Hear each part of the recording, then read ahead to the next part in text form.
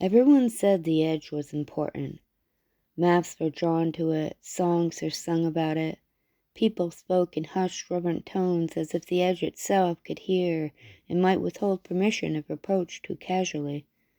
So the seeker came, like so many before, and stood exactly where they were told to stand, toes just shy of the drop, heart pounding, eyes fixed on the vastness beyond. "This is it," said the guide, adjusting their ceremonial scarf. "You're right on the brink." The seeker waited. Wind rushed past in dramatic gusts.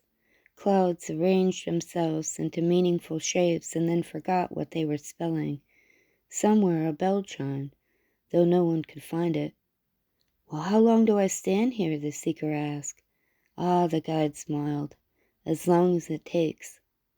Time passed, or maybe it didn't. At the edge, time had a habit of circling itself like a cat deciding where to sit. Other seekers arrived. They nodded knowingly at one another. "Yes," one whispered. "I've been here 3 cycles." "Something big is coming. I can feel it," said another. "Everything is aligning." The seeker felt tired. Below the edge, if one bothered to look, was not a swirling abyss or a vortex of rebirth, but a perfectly ordinary valley. There were kitchens down there, unpaid bills, laughter, dishes left to dry, and a dog sleeping in the sun. The seeker leaned forward expecting fear, and instead they felt boredom. "Well, what if—" "Nothing happens here."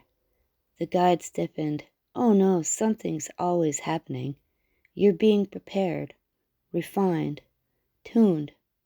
"For what?" The guide paused. "Well," they said, "for standing here properly." That was the moment. Not the leap, not the fall, not the transcendence. The moment was the seeker stepping back. No thunder cracked, no timelines collapsed. The sky did not dim in disappointment. The edge remained, dramatic, alluring, and endlessly available. But the seeker walked away, down into the valley where life was inconvenient and unremarkable and undeniably real.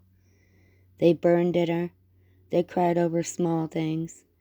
They laughed without meaning to, and for the first time something actually changed. Back at the edge, the guides welcomed new arrivals. "You're right on the brink," they said warmly.